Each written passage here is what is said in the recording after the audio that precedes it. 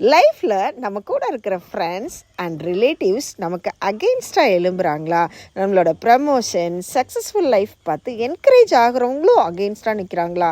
எனக்கும் தாங்க. அந்த மாதிரி இருக்கிறவங்களுக்காக காட் என்ன சொல்கிறாரு தெரியுங்களா? யோசேப்பு மேலே அவங்க பிரதர்ஸ் எல்லாம் இந்த மாதிரி தான் அகெயின்ஸ்டாக இருந்தாங்க. ஆனால் கரெக்டான காலம் வந்தபோது அவங்களாம் செஞ்சதை நினச்சி பயந்து நடுங்கினாங்க. அந்த மாதிரி நம்மளை சுற்றி எத்தனையோ மெம்பர்ஸ் இருந்தாலும் நம்மளை ஏன் நிறைய பீப்புள் அவாய்ட் பண்ணுறாங்க, ஜெலஸ் ஆகுறாங்க தெரியுமா? அதுக்கு ஏசப்பா சொல்கிறாங்க, நான் உங்களுக்கு கொடுத்த ப்ரமோஷன் சக்ஸஸ்ஃபுல் லைஃப் அவங்களுக்கு தெரியுது. அதேமாதிரி நான் கொடுத்துருக்கிற பிளெஸ்ஸிங்ஸ் எல்லாம் அவங்களுக்கு புரியுது. அதனால் உங்களை எல்லாரும் எதிர்க்கிறாங்களா, உங்களுக்கு அகெயின்ஸ்டாக இருந்தாங்கன்னா நீங்கள் காட்ஸோட பிளானில் நம்மளை உந்தி தள்ளுறக்கு அது ஒரு பெரிய மோட்டிவேஷனாக இருக்கும். அதனால் ஏசப்பா இன்றைக்கி நம்மளை பார்த்து சொல்கிறாங்க, உங்களோட படகுல நான் இருக்கேன். அதனால் காற்றையும் கடலையும் கண்டு நீங்கள் அஞ்சக்கூடாது.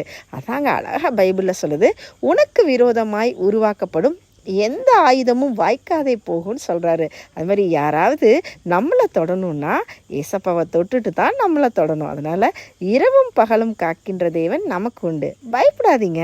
ஸோ எதிர்ப்புகள் எல்லாமே நம்ம லைஃப்பில் பிளஸ்ஸிங்காக தாங்க மாறப்போகுது. Have a blessed day.